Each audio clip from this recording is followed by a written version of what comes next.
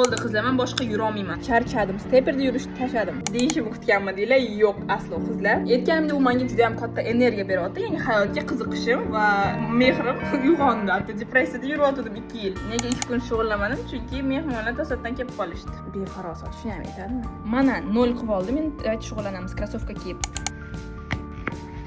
Qo'shuv qo'yib olamiz. Qora qo'shib turdi uxlab.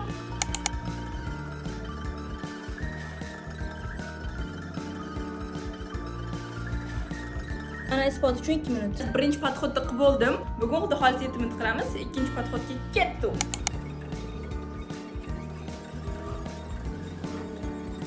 Qo'payapti. Yana 1 minut qoldi. 5 minut yurdik. Sevinch bilan 5 minut qilib bo'ldik. Yana 2 minut qilib borsak bo'ldi qizlar.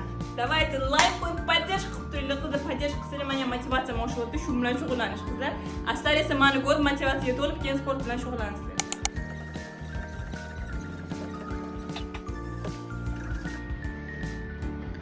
Xullas, addushni telladim. Terlarim ash ko'zlarimga kirib ketyapti, achishtiryapti. Xullas, ko'rayotgan edim, o'shni 2-kun qilyapman. Yuzlarim ancha kichraygan, mamani achoklar ketgan. Mana 7 minut qilib bo'ldim qizlar.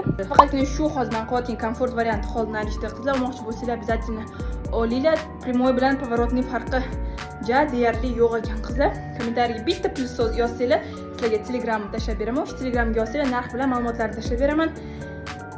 Direkt ishlamaydi qizlar, iltimos Telegramga yozinglar.